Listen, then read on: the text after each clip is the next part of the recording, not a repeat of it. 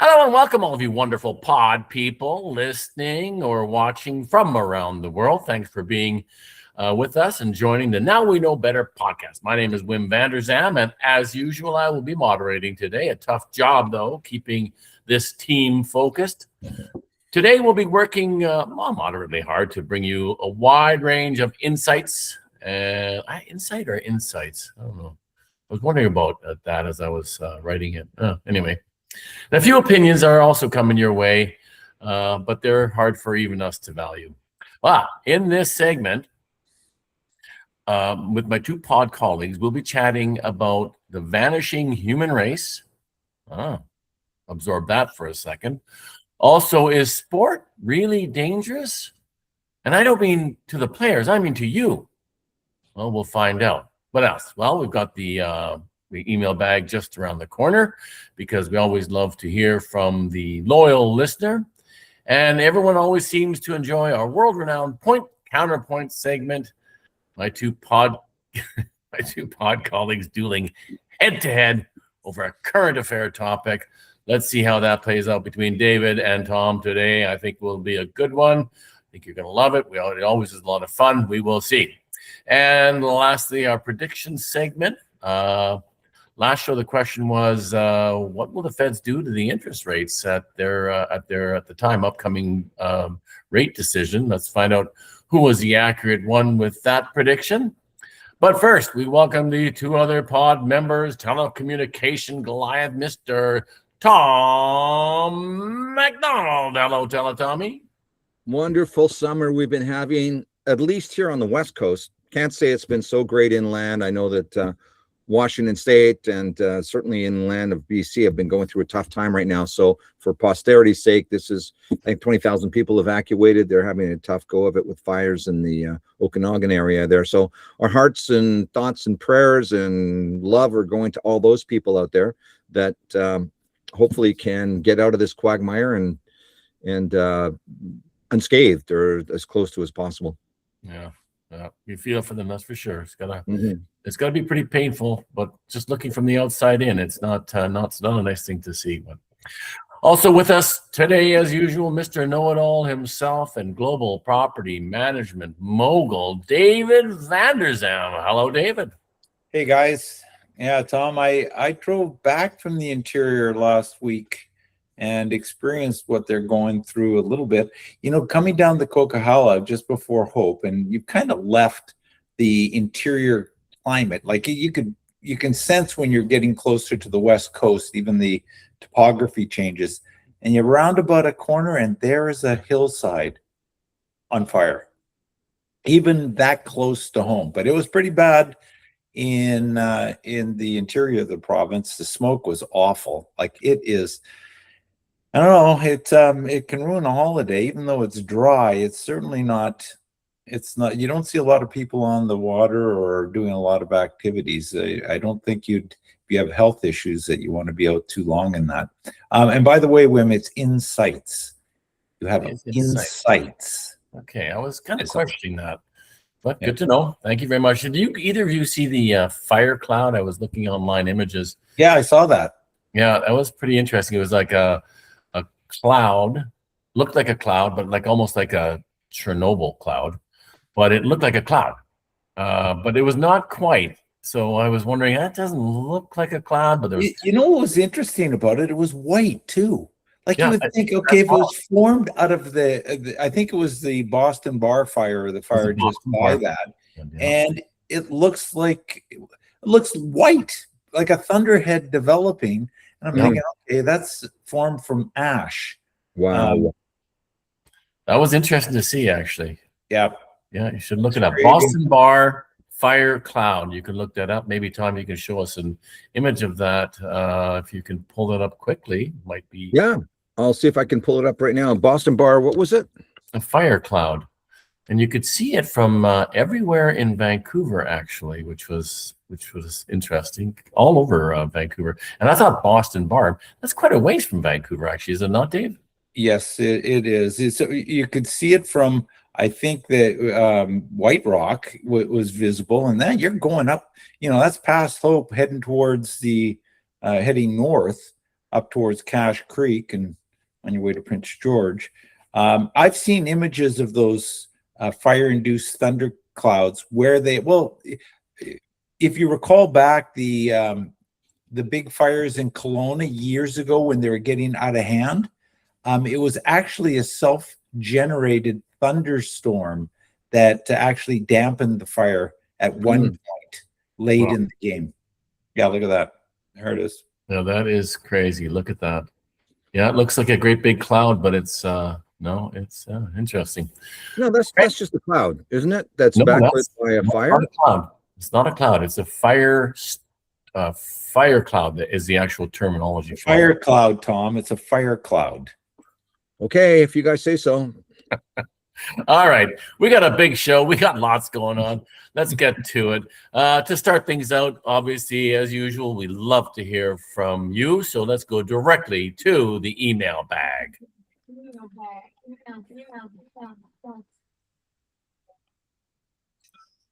Yeah. So that's a little bit of a fail on the our jingle. Better than before. We're going punk on email bag. The good news is we're 100% accurate or with 100% success. Success. You can do this. Let's go. Because every time we try to play it, we fail. So maybe next time we will see. What do you mean? It worked perfectly, didn't it? No. Just no audio. Yeah, other than the no audio or the very limited audio, that was a fail. Oh, you couldn't hear it. So we move on. This week, our email bag question comes from Donna K. of Chase, BC. Thanks for writing to us, Donna. Okay, Donna's question this week is, hi, guys. Thanks for your show. I enjoyed it a lot. This topic just has me so perplexed. The Liberals have destroyed our children's future. Pretty evident as far as I'm concerned. We could have been a very wealthy country if those pipelines were allowed to be built a decade ago. Oil would be flowing now and Canadians would be wealthier instead of scraping to make ends meet. Okay, not my concern though. All right. As you can tell, I'm no fan of the Liberal Party of Canada, but Pierre Poilievre and the Conservative Party just can't make inroads. I personally really like Pierre, but he just can't seem to find that zone to move the party ahead. I'd hate to see him resign, as I really, truly think he would be a great leader of this country. But is that the only option to oust this Liberal destruction? Tom, Pierre, I mean, would Pierre stepping down as the Conservative Party leader change things? Is it the only option to get a Conservative government elected? No. I don't know what it's going to take for the electorate to realize that the Liberal Party has not been allowing Canada to perform at its optimal level for over a decade. But we don't have. You need I mean, Carney's not a charismatic leader by any stretch of the imagination. Trudeau was. So we've had a charismatic, ineffectual leader, and we've had now a non-charismatic, presumably effectual Liberal leader in Mark Carney. So, but he wasn't elected, to be totally fair. I mean, he did slide into the seat, and then a general election carried him over, and then a lot of backroom conniving got him a majority. Poilievre is about as charismatic as we can get on the Conservative side. I haven't seen anybody step up. It seems like we have a litany of uncharismatic leaders, and Poilievre's the best we have. So until somebody better comes along, I guess we got to go with the guy that got us here, and we have to wait for another election, because now it's, what is it, 4 more years before we have another shot at this? I think 3. 3 years. Yeah, and by then Carney may turn it around. I mean, she talked about the oil pipelines, but in the last 10 years, Trans Mountain was a financial disaster, but at least it got twinned and it's pumping more oil out. I think it's close to 1 million barrels a day. Yeah. And they're talking about twinning again. And so Carney may decapitate Poilievre's initiatives by actually doing the Poilievre platform. before Polyev gets the chance to do it. And that's kind of the way I see it developing, Wim, if you ask me. Yeah. Dave, does Carney have to fail for Polyev to improve his standings and the conservative standings in the polls? Well, Polyev have to think, just you go? know, him failing is always a good sign for the conservatives. But I think we're missing a few things here. We had a decade of Trudeau who became deeply unpopular. He was the head of a very progressive agenda-driven government that put Canada economically. I think we were 10 years of stagnant GDP. Maybe over the 10-year period, we had a 1 or 2% growth in the GDP. So there was 10 years where people were fed up with the being more concerned with social issues than pocketbook issues. And the right man, they flipped the script, and they had the guy who was just perfect for that that new presentation of the party in Mark Carney. And I can't blame him. You know, I think he wants to do more to drag his party back to the center and maybe even center right, but he has to be careful to keep a caucus revolt from forming. But here's what I think is the real reason. I don't think it's a failure of Polyev being able to push the party over that magic threshold. Remember, he delivered 42% of the popular vote in the previous election, which is historically very high for a conservative party. So what we're seeing is the failure of the NDP to hold on to its traditional base of support. When the NDP's support collapsed, it went all to the Liberals. The Conservatives have to worry less about Carney making a high-profile mistake and hope more for an NDP leader to siphon off that critical 5 to 10 points away from the Liberal Party. And then, presuming that the government is going to be, you know, maybe it does a good job, but who knows? But it won't really matter unless the NDP finds its footing again. So you think that the NDP needs like a Jack Layton to energize its base so that it sucks away Liberal votes? Yeah, or it has to go so hard. I mean, is there 20% of the electorate that is hard left? I mean, it could go harder left than what Jagmeet Singh was, and some I believe the current leader of the New Democratic Party, what's his name, Lewis. He is, I think he's going to be all of that, and he's somewhat charismatic, so he has the possibility of attracting attention, particularly among the maybe some disaffectioned young people. I think it's important that somehow, some way, the NDP finds its footing and finds a base that's more in line with what it traditionally had. So, Wim, can I ask you a question on this? And both of you, actually, if you don't mind me co-hosting for just a second or two. Oh, that's good. What will the condo bailout in Toronto and Vancouver, so-called condo bailout? I know it's just really backstopping the financial institutions from financial ruin, but will that be his undoing, do you think, the Liberal Party? No, because it's too far off of an election. That'll be like ancient history by the time we ever get to an election time, and a lot of water will flow under that bridge before, you know, that is ever even brought up. And after 2 years, it's going to be old news, and people will be like, okay, whatever. No, that won't change anything. The bigger question, I think, Tom, is there's quite the environmental movement within the Liberal Party. How much of that populace of the Liberals will move to the NDP and then impact the Liberal popularity or polling results that they are enjoying right now, because of Carney's kind of move away from, you know, moving off of oil, and in fact, sort of expanding it. There was an interesting article in today's National Post of all the timing is that they posed, and I think it was something like 900 participants.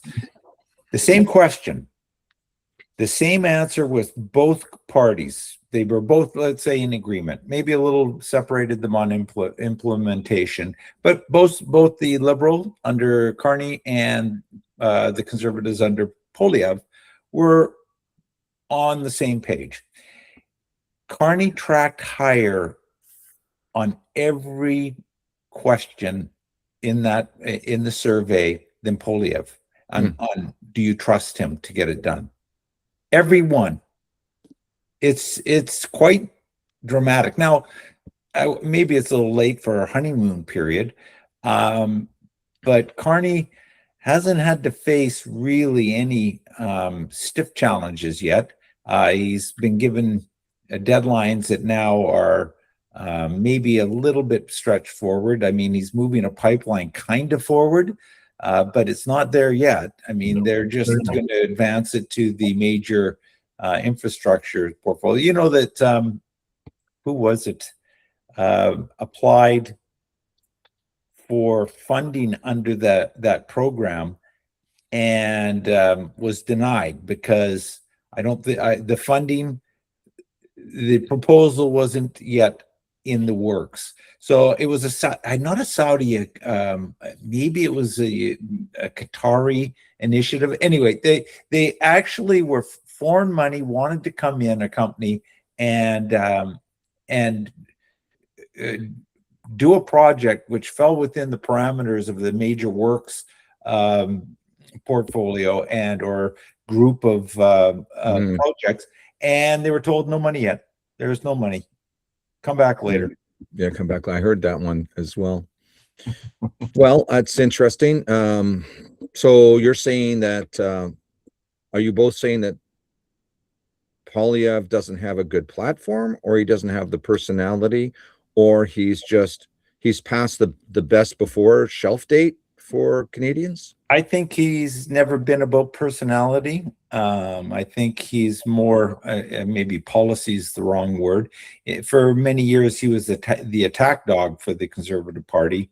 But I think he won't win on his personal popularity. So maybe we have to see a slip up with the governing Liberals and a recovery of the NDP's support and base to see them have any chance. I think it still tracks at 10 to 12 points, the Liberal lead over the Conservatives at this date. So it would be a comfortable majority if an election were called tomorrow. Wim, am I wrong in remembering that the Liberals teamed up with the Bloc Québécois and NDP to be able to move all their legislation forward? So they really just became a sort of a super party over the past decade. That's what's happened. Yeah. Well, the NDP was maybe part of their downfall.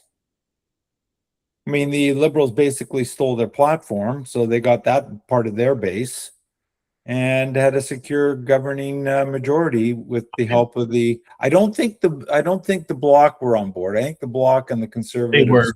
They were on some issues. They got some. I believe they did with daycare maybe, and then Canada got the dental program thing through the NDP. Yeah, but I don't think that was the downfall of the NDP. More so than Mark Carney was just a populist at the time, and he was saying all the right things, and he was against oil and wanted to keep everything in the ground, and it was just at that moment in time, the NDP I think saw Mark Carney as a potential savior, yet far from it as an end result.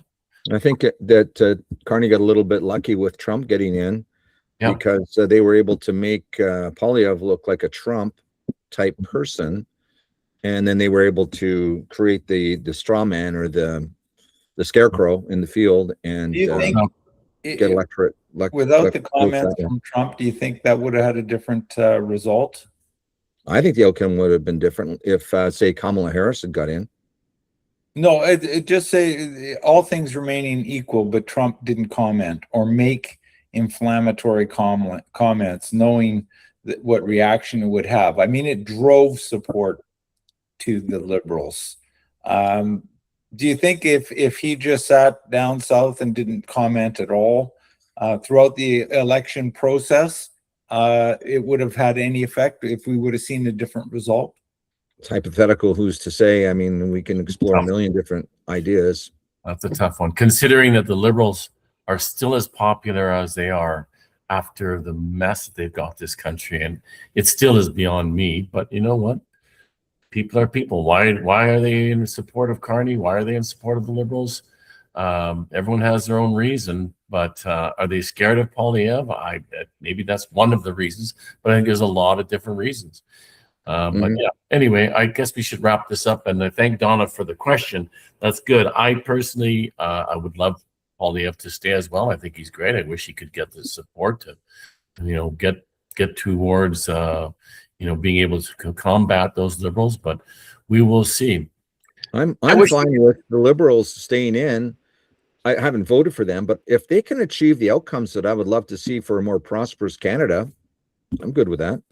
Yeah, I'm more concerned about my provincial party right now. I mean, I think we're in British Columbia under the current NDP government. I think that is the more dangerous animal. Yep, agreed. Thanks, Donna. We appreciate hearing from our vast audience from around the world. Donna from Chase, British Columbia. All right, we're going to jump right into our predictions segment. This shouldn't take too long. Last show, we were predicting whether the Canadian Central Bank would raise rates, lower rates, or keep them the same. This is now going back a month or so. Tom said that the Feds would raise the rates 25 basis points. Tom said they would cut rates. They didn't give me a number, but I'm assuming 25 basis points. Yeah, and that's what I was thinking. I said that they would stay the same. I think you misheard. Well. Looks like I was the intelligent one again. Tom, as I recall, I said the rates were to remain the same. You were 25 basis points up, and Wim was half a point up, 50 basis point. So I think I won. You go get the transcripts there, buddy. Wow. I'll get them if you want. Because obviously I'm the intelligent one again, as I guessed that the Feds would keep the rates the blind same. Squirrels. I don't like to brag, but I think that our audience, if they're going to rely on anybody for financial advice, they should definitely listen to what I have to say. It makes sense, obviously. Goes without saying. All right, though, today is a new day. We have a whole new prediction question. Today, we stare directly into the geopolitical storm and try to guess which way the winds will blow. In just 2 days, the United States is scheduled to impose a new round of tariffs on Canada, completely new mix of products, hundreds and hundreds of products. Will the tariffs land as planned? Will cooler heads prevail? Or are we about to see a fresh chapter in North America's favorite trade soap opera? Let's lock in our predictions. Tom, what's going to happen in 2 days? Is the tariffs going to be? I know that the LeBlanc and Greer are meeting, the two trade people of our countries. They are one. I don't know how much the Americans really do want. American government and Trump even really want to do this. So I think they're just looking for more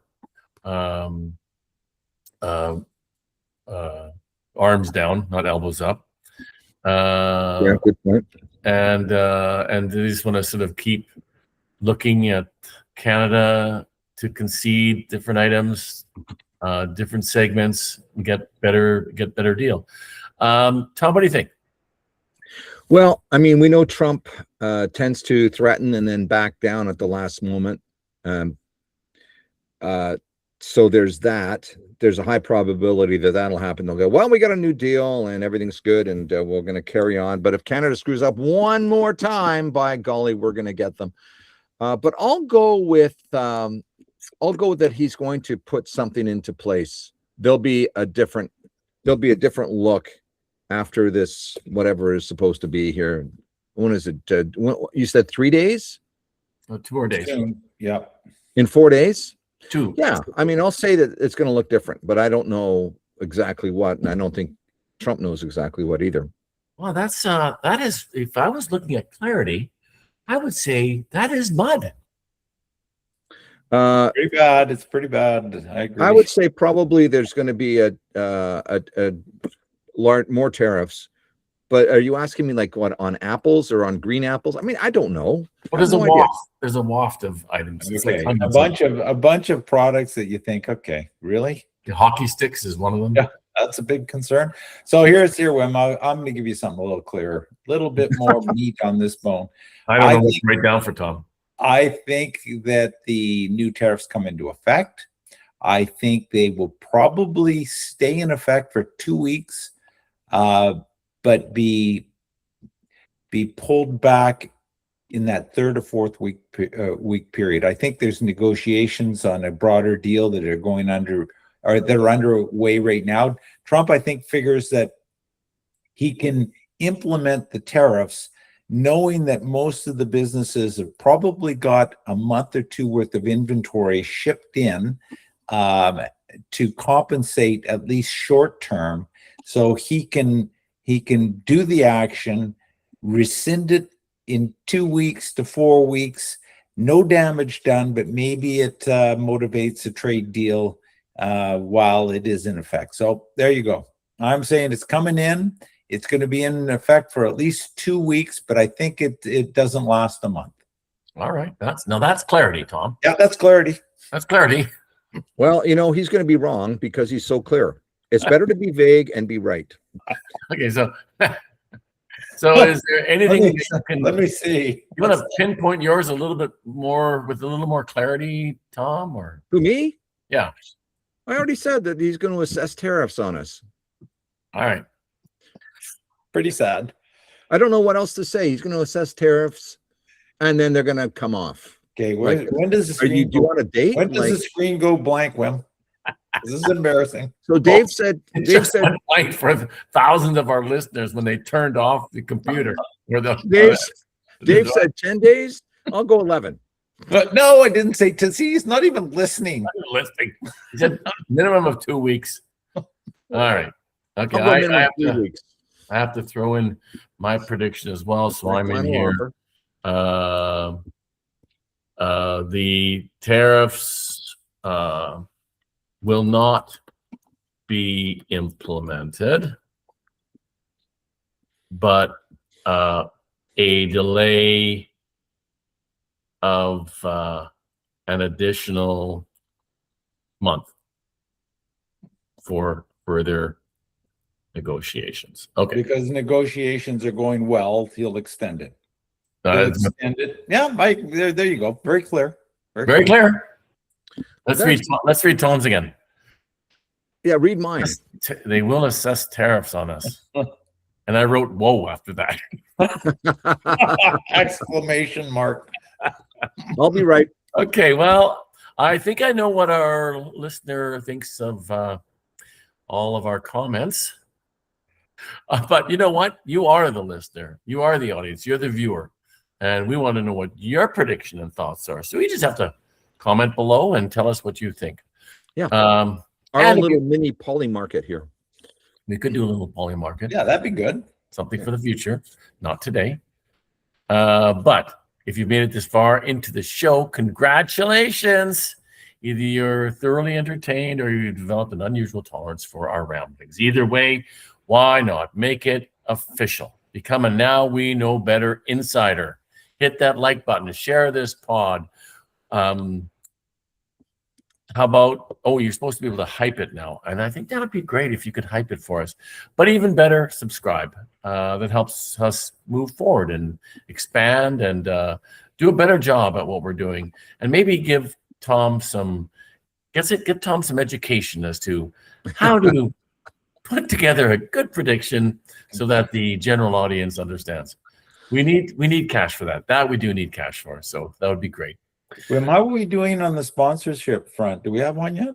Oh, we have the Brew Doctor. This is the best kombucha in the world. That is my opinion. And we thank you for your sponsorship, Brew Doctor. Kombucha, only good in this bottle. There, yeah, okay. There we go. I like it. That wasn't too painful. We want to keep our advertising to a minimum here. We don't advertise on this podcast. I'd like to have a brewery somehow. Oh, okay. I think it's fair to say that we all enjoy some form of sport or another. But are we risking our lives to do so?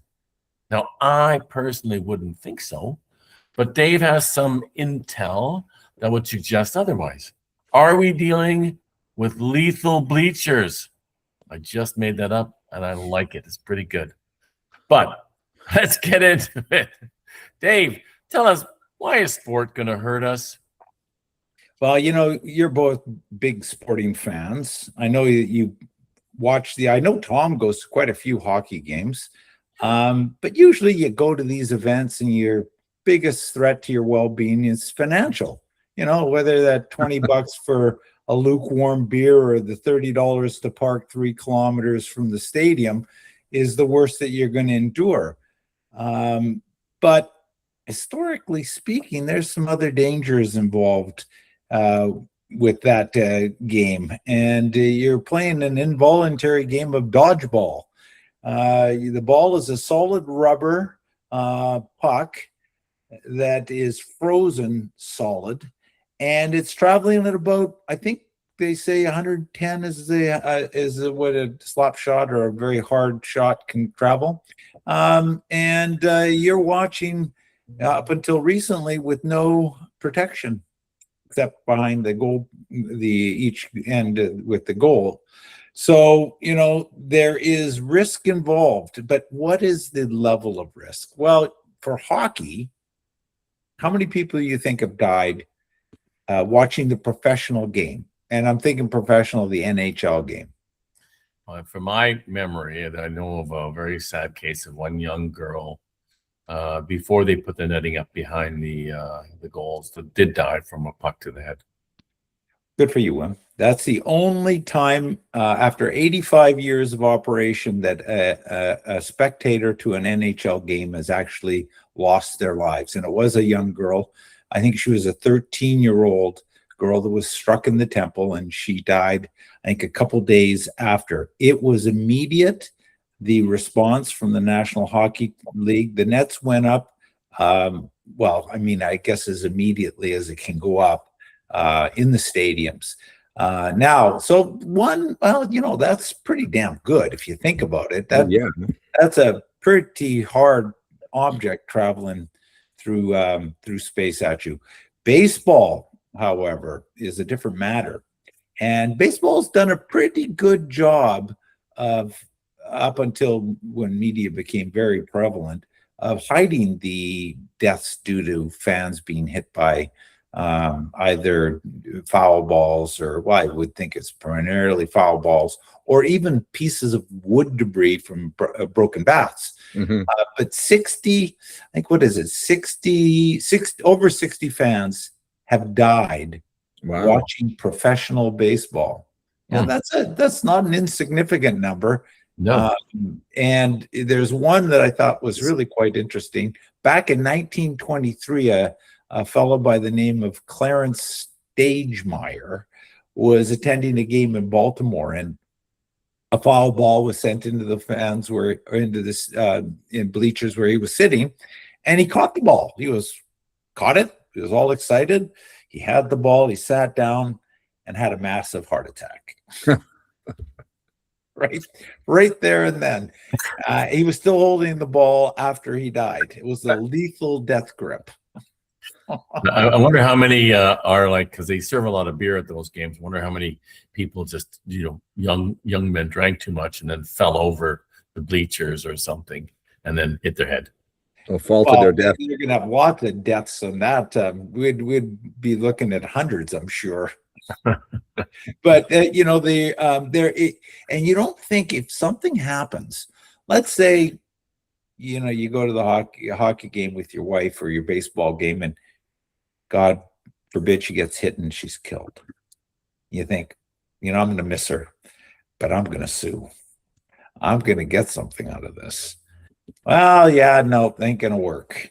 If you look at the microscopic fine print on the back of a ticket, they're absolved of everything. If you attend a baseball game, and I'm sure it's the same for hockey, you're anticipating there's things flying around, and you better be on the lookout. So something bad happens, you ain't gonna get any juice from the NHL or Major League Baseball. Mm.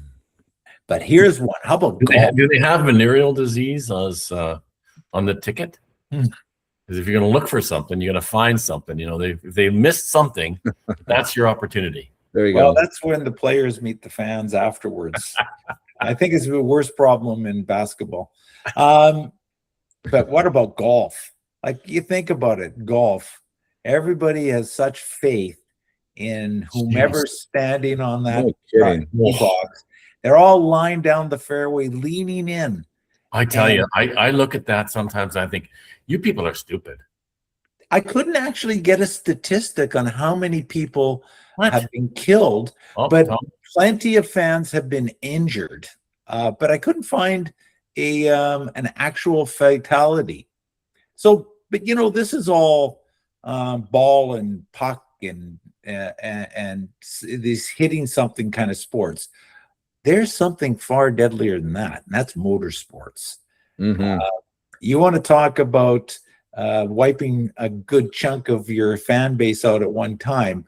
The worst event for losing your participants or your viewing participants was in 1955 Le Mans, the 24-hour race in France. And I don't think it was but halfway through, an accidental clipping in the pit straightaway sent Pierre Levay's Mercedes launching into the air at 150 miles an hour. The car didn't crash, or didn't just crash, it disintegrated directly over a packed spectators terraced area. And a heavy magnesium engine block plowed through the crowd, and the hood detached and flew like a saucer through the air. 83 spectators were killed instantly. Wow. Either they were mowed over by the engine block or decapitated by the hood of the car. As soon as it happened, so when it happened, the organizers kept the race going. They wouldn't shut it down. They kept it running as they were doing their laps past the smoking wreckage. And the rationale was, if they did shut the event down, 200,000 people would be heading to their cars and block all the ways for the ambulances and emergency responders to get to the site. So it sounds kind of macabre at the beginning, but it actually had some reasonable thought behind it. Yeah. But racing's bad. How about air shows? Now, air shows are, you're not talking about a car traveling 150 to 200 miles an hour. You're talking about a jet or an aircraft coming in at 600 miles an hour. And in 2002, at a Ukrainian air show, a Soviet, I guess it would be Russian at that time, a Russian Su-27 fighter was performing a low-altitude maneuver, and he clipped his wing. And he went into the crowd of over 10,000 people. And I'm finding it somewhat surprising that only 77 people were killed, and 28 of them being children, but there were over 500 injured. But you think a jet mowing into a crowd, and like the other sports, after that happened, no air shows had the performers performing their routines directly over the audience. It's always now parallel or a big setback where you're seeing them either going away from you or beside you, but never coming at you or over you. So there are some actions, but the last and most deadliest doesn't involve something, a ball, an engine block, an aircraft. You can dodge those, kind of, maybe. Sumo wrestling? It's the stadium coming down around you. That's when things get really serious. And there's been a number of accidents. Funny enough, a lot of them in England. Scotland had during a soccer match, thousands of fans pouring for the exit down a known stairway known as Stairway 13, which was an incredibly lucky 13 cramped exit, and the steel supports fell. The steel barriers for railings fell, and I think, 60 people died in that one event, and 140 were injured. Wow. And then there's fires. There was a fire that was in a stadium, an old stadium in it's Brantford City Fire Stadium fire, and way back when they didn't have crews afterwards to sweep up all the the litter and popcorn. It just fell between the cracks of the seat and accumulated underneath the grandstand. Oh boy! Well, a guy threw a cigarette butt underneath. And ignited the whole thing. There, 56 people were killed, or better put, incinerated, and 265 were injured. And the irony being is the whole stadium was scheduled to be demolished in just days and replaced with a concrete structure. So I did look to see if there was something outside of Europe, because we all know that the British or the British Isles, they can't really build anything properly, and they don't do a good job. So I thought somewhere else in the world there must be something. And there was in France in 1992 an incident between, and it was again a soccer match. The greedy clubs, now this is a real blow to capitalism, wanted to maximize their revenue, so they added 10,000 extra seats, kind of these temporary girders. Why not? I didn't lock them together. And the fans got on there and they started to, chant and sway. Maybe and the whole thing fell down. And that, again, there was only 18 dead, but in that one there was 2,300 people injured. You see, a lot of metal bars would be falling around. Really? Jeez. Yeah. And then there's others. There's Indiana State Fair grounds, a Coliseum explosion, where they had some propane tanks for the vendors sitting under unventilated stands, seatings. Oh no! And one of the hot dog vendors' machine set off a gas leak from one of these propane tanks. And so it killed 74 people. Jeez. So it's out there. Like, I don't know if I can really go to an event, because I keep going down a list of 39 dead, 600 injured, 7 dead, 30 severely injured. Like, I don't know. I think it's better to stay home and watch these events on TV. You got better televisions now, and maybe you have to buy a streaming service, a subscription to one of them. But I think you're safer. The beer is cheap. That's like being that's what you call being in the hot seat right there. I'll tell you. Well, I got the statistic for you for the golf deaths, and there is to date 0 from professional games and tournaments. There was not long ago the severe and most prominent severe incident in recent professional golf history occurred in 2018. So not long ago, with the Ryder Cup in France, a tee shot from Brooks Koepka struck a spectator, Corinne Ramonde, resulting in a fractured eye socket and permanent loss of vision in the right eye. So when you're looking looking at the person ready to tee off, professional or not, maybe don't. No, that's right. Well, maybe if you teed off, you got like 5 seconds to See that lobbing, Well, you guys heard of that lobbing wedge driver coming your way. our local municipal course here, Carnoustie, had a death last year from what was it? Was it 14 or something? There was a par 5, and his buddy was standing cleaning his ball at the cleaning station, which was about 10, 15 yards ahead of the setback tee box that they were golfing or teeing off from. And an errant drive from his fellow foursome struck him in the temple, and he died at the course about an hour later. Wow. So you've Like always heard he about struck him being and hit knocked in him the down. temples. EMT came and they couldn't get him going again.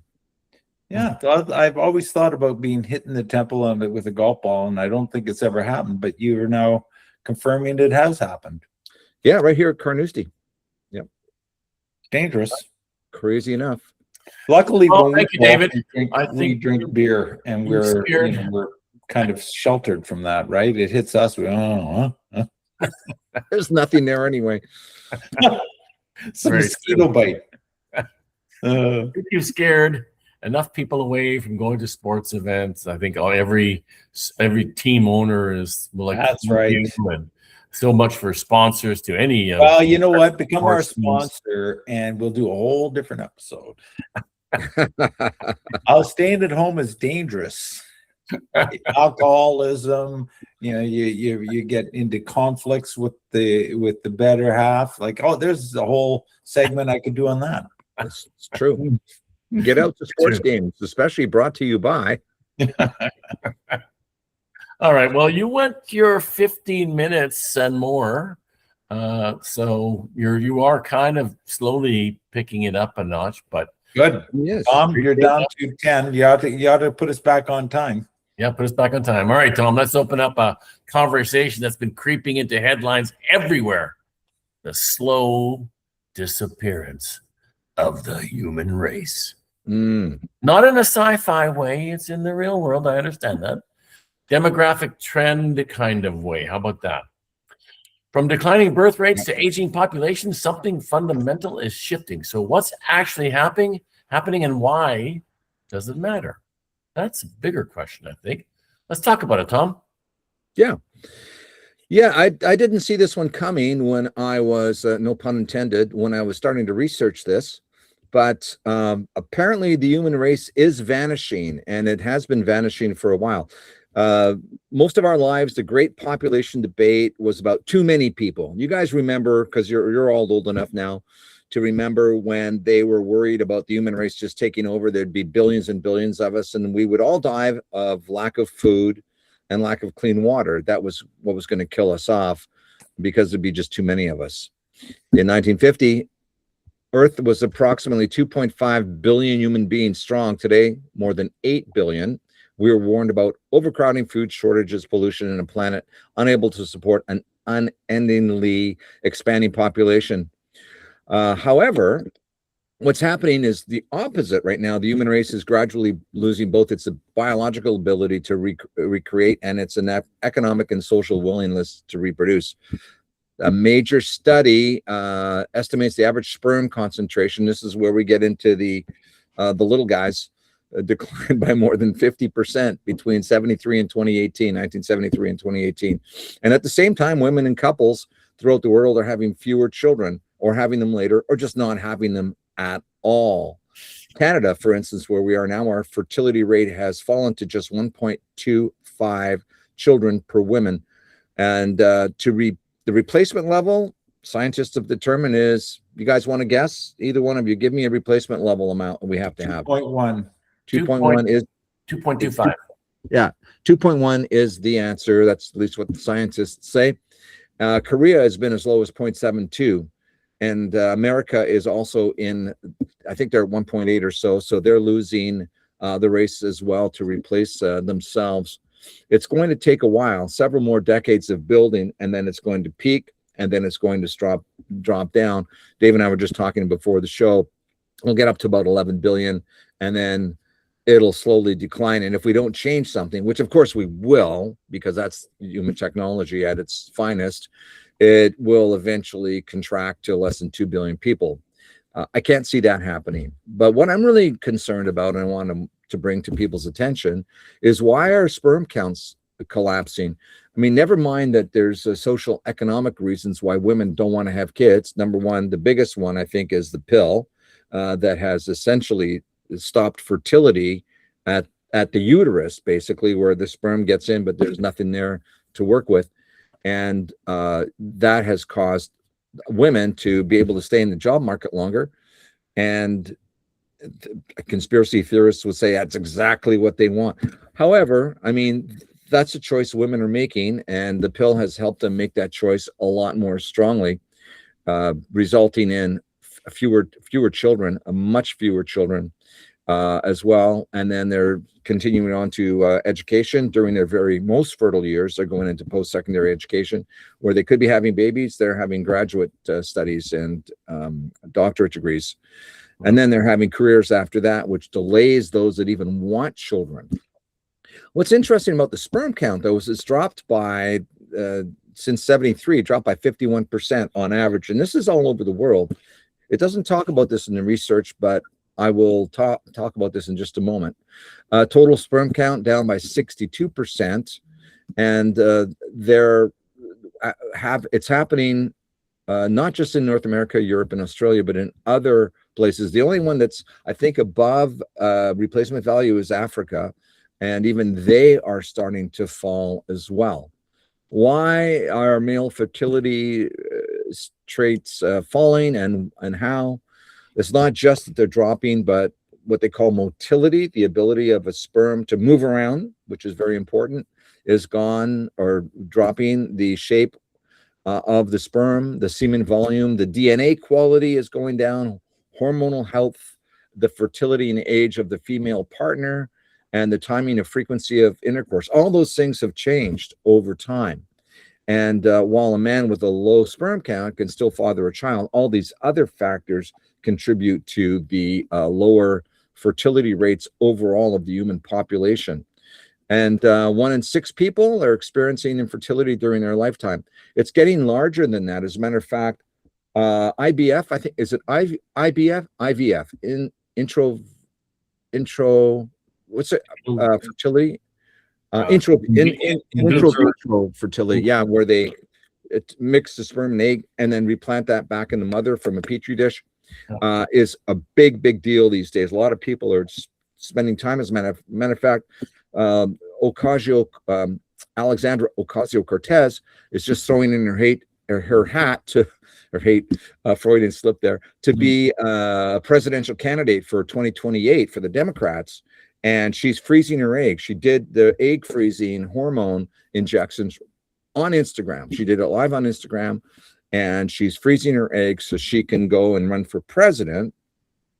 And a lot of people are thinking that she wants to not only fully fund through the government the ability to prevent pregnancies by abortions, but also to fund IVF as well, so that people can get their in vitro paid for by the federal government. And they believe she's going to be pushing for that.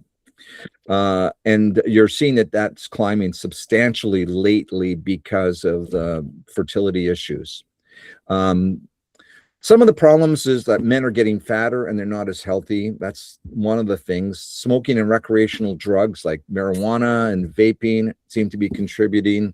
Anabolic steroids and supplemental testosterone for people, males that are fertile and trying to have children, is not a good thing, because external testosterone can suppress the hormone signals telling the testicles to produce sperm. And so while they may look like more alpha males, they're definitely having smaller action between the legs, if you will.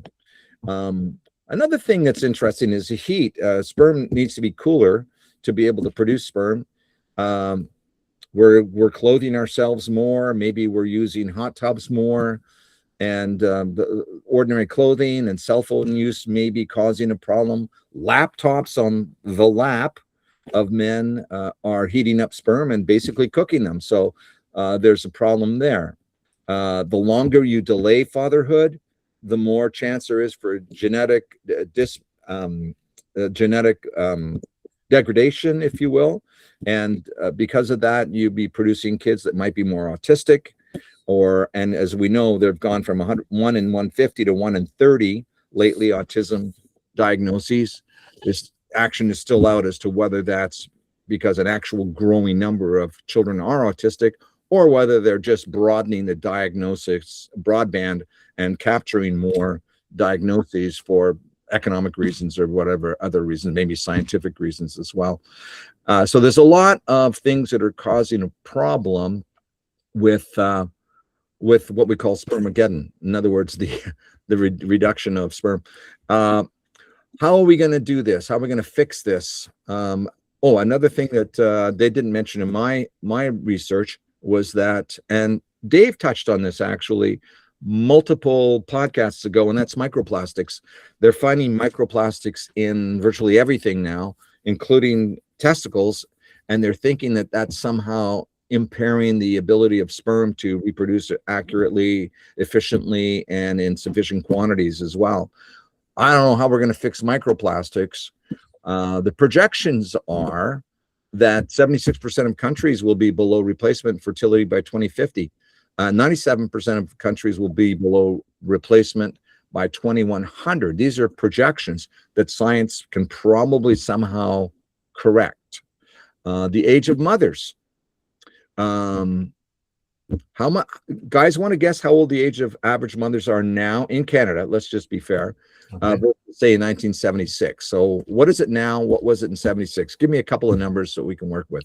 I'm going to say 34 now and 28. Wimster. Okay. 28. I'm going to say 21 in the 1950s, you said? 76, 1976. 76, sorry, right? So 21, not that long ago. 21 years of age then, and it's now 32. That's pretty close. 31.8 today. Very close. And 26.7 in 1976. So you can see both of you guys correctly identified the growing trend of delayed childbirth for women. Yeah, but Dave went over, so that doesn't count. So Tom, do you think it's in your research? Have you weighted one scenario more than another? Is it socioeconomic? Is it physiological? What do you think is the bigger factor? The environment, or just people's lack of enthusiasm to put themselves behind or disadvantage themselves economically because of the cost of raising children? Yeah, I mean, the cost of family formation is one issue. Housing prices, rent, child care, food, education, jobs, and security make parenthood feel financially dangerous. The 2025 United Nations Population Fund survey found that 39% said financial limitations affected their ability to have children size that they wanted. 20% expected not to have their desired number of children. Nearly a quarter have been able to have a child at their preferred time. Nearly 1 in 5 cite fears about war, climate change, pandemic, environmental decline. And then, of course, there's just the hedonism of pursuing self-pleasure. So kids get in the way of self-pleasure, quite frankly. Education for women, it's, again, you might say that's hedonism, the self-pleasure, but they want to increase the distance of their dependency on men for income and food and shelter and security. And that is causing the delayed childhood and lower fertility as well. And I don't know, I think it's a variety of things all combining together to make perhaps a perfect storm. Dave, what do you guys think about where we're going with this? And do you have any other questions I can answer? Well, you sent a link. You sent a link to me that I followed up a few days ago, and it was interesting because it was the gentleman was Professor Tinker, and he was commenting how I believe it was 200 years ago the population of the Earth was 2 billion people, give or take. And we are going to peak at around 10, maybe 11 billion, probably not. And in 200 years, we'll be back down to 2 billion. And that's what in 200 years. That's what the trends show. Wow. Unless you break that, what Tom was saying, and well, it's already happening in Japan and South Korea. We don't see the implications here with real estate, but in Japan, there are thousands of empty apartments that are available because there's just not the people to fill them. Not only that, but yeah, sorry, go ahead. No, that's it. What happens when countries shrink? I mean, we all know the answer to that because we've been on the planet long enough. We understand cause events. Fewer students, more school closures, fewer younger workers and taxpayers. That's a big one. Labor shortages, greater demand for healthcare and elder care. In Japan, they're facing that. I don't know what the average age in Japan is, but I think is it in the 30s or 40s, maybe even higher? Greater pressure on pensions and the infrastructure of economy to keep older people going. They're not going to work as productively or as long, and their health. Is AI going to get us out of this mess? Say it again. Is AI going to be the savior? Is it going to get us out of this mess? Well, AI doesn't, as of yet, they haven't invented an AI that has sex. But that could be coming. Elon Musk is a big proponent of lots and lots of kids, and maybe he'll find a way to make a robot. Well, I'm thinking AI just to support the decline in population. I mean, it's going to happen, and everything we do is predicated on growth, and there will be a period of time where it's going to be major contraction. And you start. Interestingly, you started out with the premise that the world's population was going to explode, and it was going to put pressure on all the things we need, all the commodities and the food resources. Well, in 1980, there was a bet by two people, Julian Simon, who was an economist, and Paul Ehrlich, who was a biologist. And Paul Ehrlich surmised that we are going to run out of resources, the price of goods will become astronomical, and we're all going to starve, essentially. And the economist, Julian Simon, said, no, we're a resilient species, and we always find a way to adapt and to succeed. And they made a bet in 1980, and they took a basket of 5 metals, each costing $200, whatever the amounts of each one, to $200. And the bet was $1,000.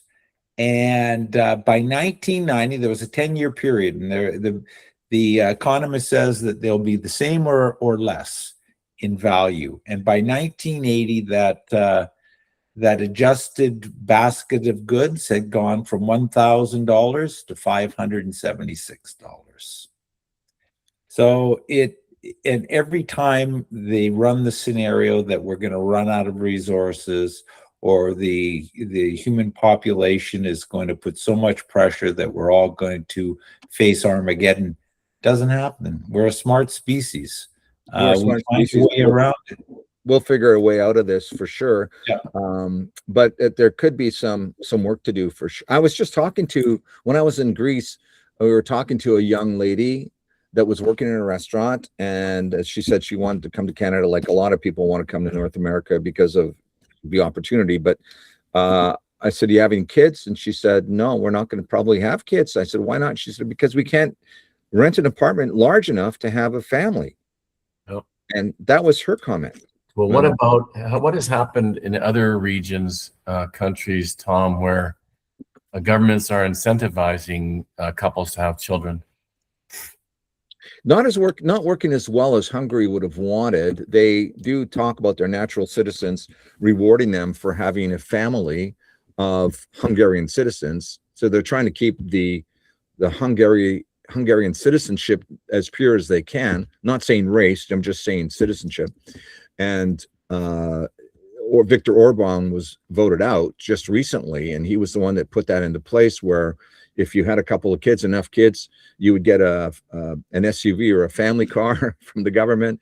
You would get your education for your kids paid for into high school or into university, and you wouldn't have to pay income taxes as the family. Really, really cool things. Pretty good incentive.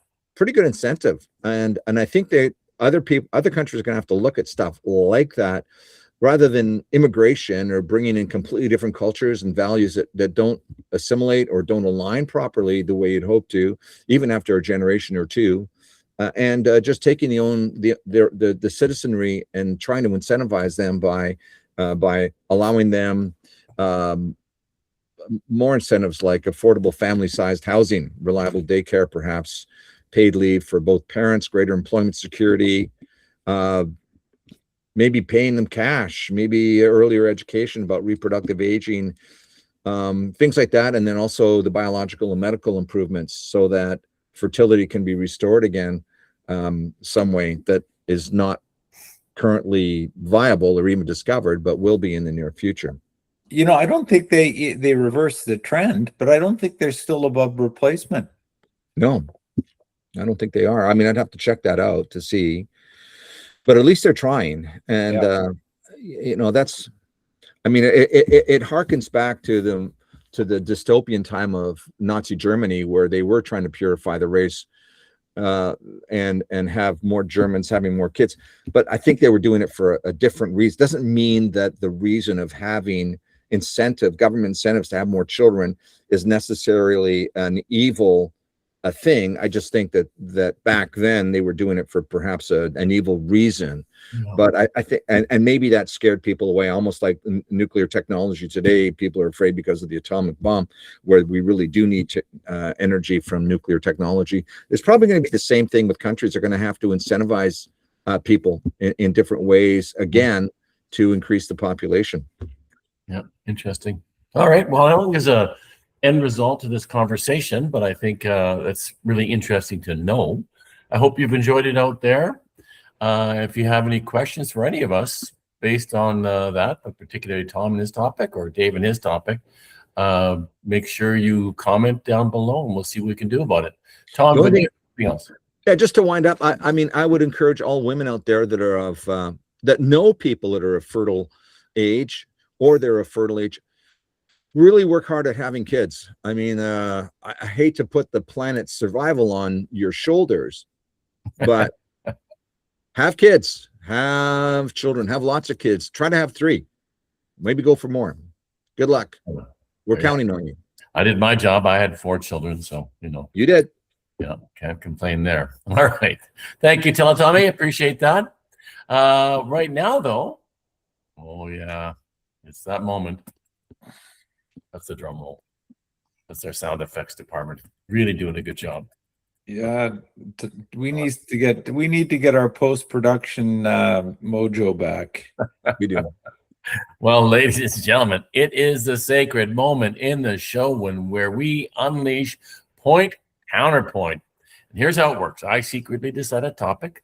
I then announce the topic to Dave and Tom in short order, not quite yet, which they've had no prior knowledge. I will assign them a side to argue.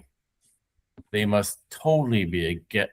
They may totally be against having to argue the assigned side, but who cares? That's the game.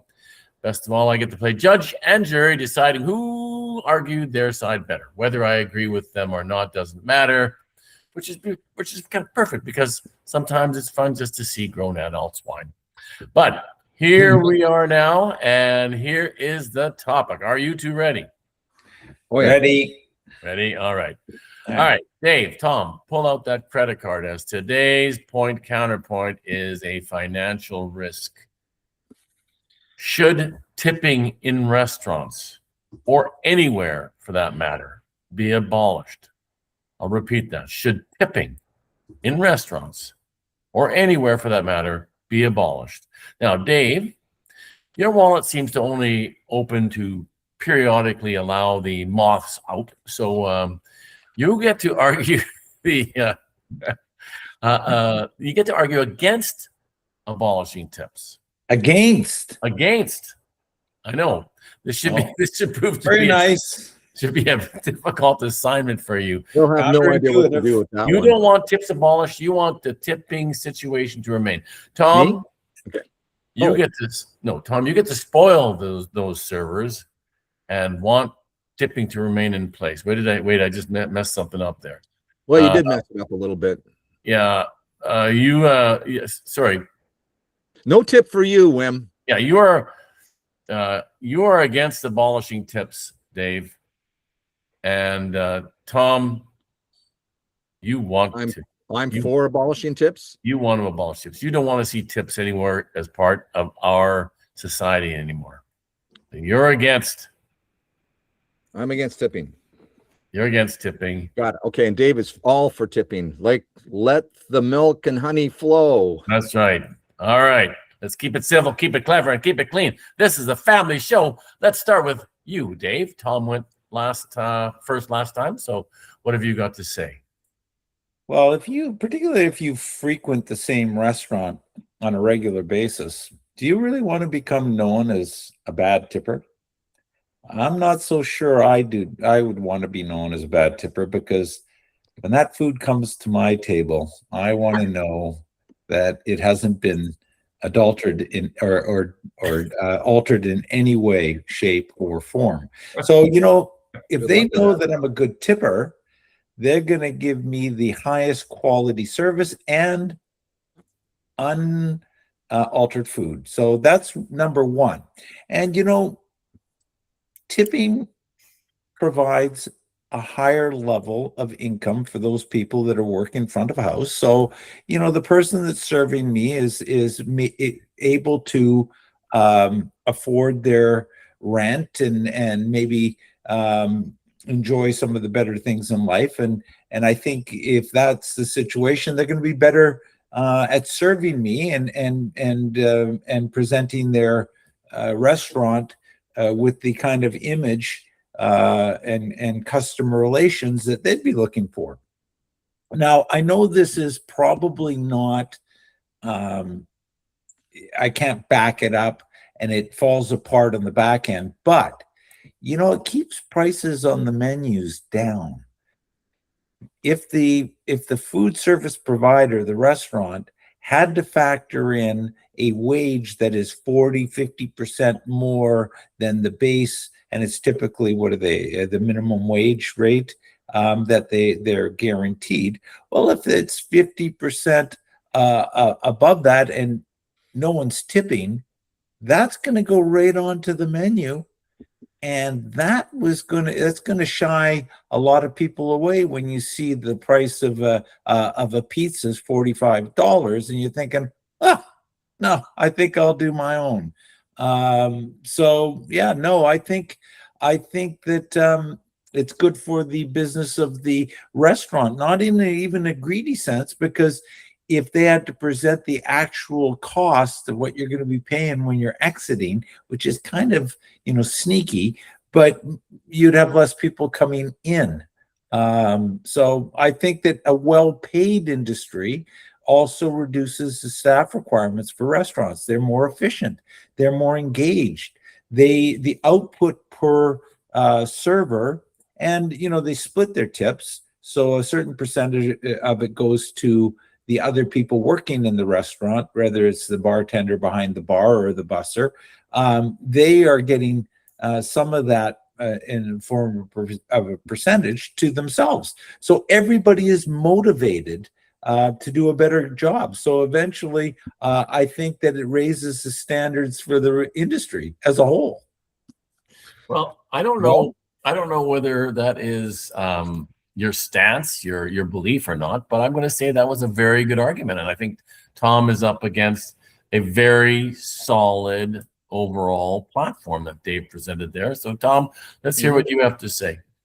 Well, I guess in this situation, I'm against tipping, and I'm against it for a number of good reasons. Anecdotally, when we were traveling through Europe, and the typical American likes to tip because he thinks that's what he's been conditioned for that. But if you try to tip in a decent European restaurant, they get insulted. They look at you and go, what, you don't think that I'm very good? I have to be bribed to actually give you good service? No, you keep your filthy money. We will give you top quality food, top quality service without having to be bribed after the meal. This is an insult to us. Get out of our restaurant. And so, What are you, the soup Nazi? yeah. And that's, I love that. That's in good taste, because then you go, oh, I don't have to worry about, am I going to make enough? I'm going to tip enough here so that they don't desecrate my food, as Dave's so worried about. I tell you, Dave, if I was serving at Burger King, I don't know what I'd do to your food. If I saw you pull up at a drive-thru, oh boy, give me that burger. Let's see what we can put on this thing. There you go. There's your burger, Mr. Vanderzam. Enjoy that. It's so good. We spiced it up for you a bit.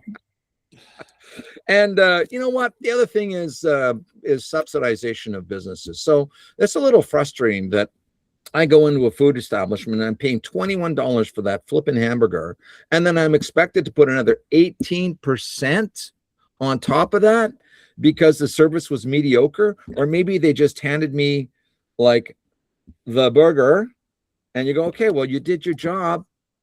You're getting paid to do your job. So do your job. You don't have to get extra money for that. I know when I go out, Dave, when you go out and you create a perfect yard, what's the tip? You get a tip? Do you hand them the POS machine with like 15, 18, 22%? And they go, oh, Dave did a good job. I'm going to give him 22%. Do you do that? No, I'll answer for you. That doesn't happen. Yeah, and you no, did a I great do it job. in advance. I do it in advance. They don't even know they're tipping me. My point exactly. You know, the restaurants are just going to add that money onto the front end anyway. So it's so other thing. Okay, I'm for smaller government, right? You know that. Smaller government. And you know what happens when you produce tips and cash tips and tips for waitresses and servers and cooks and all those other people, the front and back line people, is that the CRA goes, there's money here. People are probably not reporting on their income tax form. Let's set up a whole new department to create audits to find these tips so that we can pursue these poor people into the poverty line by chasing the measly income tax that they're going to collect on these tips. And they're spending millions of dollars to try to collect tip money because they think that they're getting fleeced. They probably are getting fleeced because it's a tip, right? So it goes right into the front pocket and then you spend it on something down the road. And so I would eliminate tipping to eliminate the government enforcement of not reporting your income on tips. Problem solved that way. Really? That's just a beginning. I can't tell you how many times I've looked at people and go, really, Subway sandwich, I ordered a cookie, you gave me a cookie and put it in a bag and you want an 18% tip? Not going to happen. Bye-bye. So, Wim, can I just correct some inaccuracies? Oh, yeah, your rebuttal time, and Tom will have his rebuttal time. So Tom likes to present it as though that tip goes straight into the jeans. Well, I would venture to say 90% of the people that go to a restaurant, when they pay, they're not digging out cash. They're putting it on a card. And that card is totally traceable. There is no taking the money and saying, oh, guys, just go right in the side pocket. They're paying the tax and they're happy to pay the tax because they're earning a good income now, Tom. Probably raise them into a higher bracket. Yep. Well, I'll tell you one thing. The cash part is supposed to go into the whole collection so that the back office, the backline team can get a piece of the action, all that. And the same with the tips from the POS machine, the 18, 22% or whatever the hell it is. That's supposed to all be divided at the end of the day or the week or the month or however the owner wants to decide what his cut is, and then whatever's left for the peons. So it's all divided up, but you really don't know exactly which one gets what. So there's no income tax actually taken off because they don't know what the number is. And so that's how they get around the tax side of it. And now we've got a huge department chasing too much bullshit for too few tax dollars. And it just, another level of bureaucracy, Wim, that we don't need in Canada or So anywhere in the world. I think the bullshit here, Wim, is that what he just fed us. He sounded very authoritative about what was going on in this nefarious tip world. I don't want any tipping anymore. Now, Wim, you didn't say that we should legally abolish it, because I think that would be pushing a little bit. We should still have the ability to spend our money how we want. Yes. But I would generally say the populace shouldn't be tipping. That needs to end. It's dumb. All right. Well, good arguments. Tom, you leaned a little too heavily on the CRA getting into the pockets of the servers, and don't like them. Kind of went off the rails there, Wim. I don't like the government. Smaller government. Yeah, and I don't disagree with that, but I don't think that was sort of the gist of where we were looking to to go. Going down that road. We're going down that road, Tom. It was more along the tipping line, and not whether there's going to be additional bureaucracy caused. It was as muddy as his first presentation was. There you go.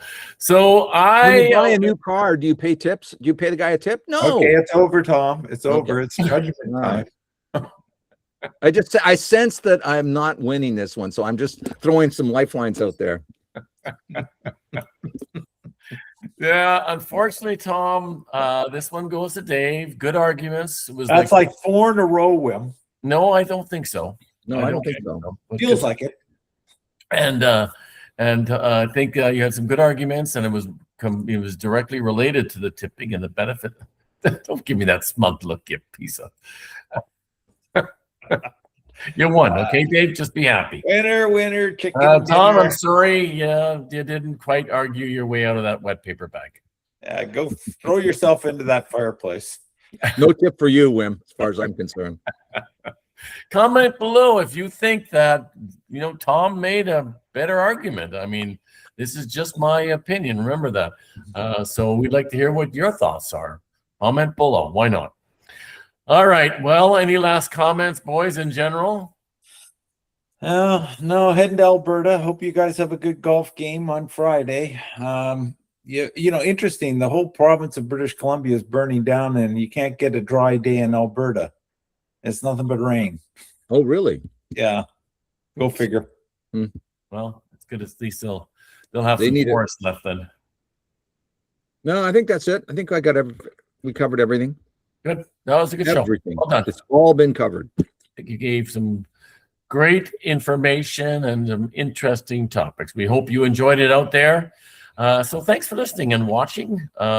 We ask you to just kindly hit that like button, share this with someone, or better yet, subscribe, because that's what will continue to grow this podcast to the beyond giant that it already is now. We are en route to being within the top 100 Canadian podcasts. Love it. I don't know how that works, Canadian podcasts in the world, but the top Canadian podcasts anyway. But we do thank you, audience, for being here, and we ask you to come back next time. It's still ad-free. Can you believe it, Tommy? Mm-hmm. What a deal. I believe it. That's right. So we'll take care of that. For David Vanderzalm, Tom McDonald, and myself, Wim, we'll see you next time on the We Now Know Better podcast. Or Now We Know Better podcast.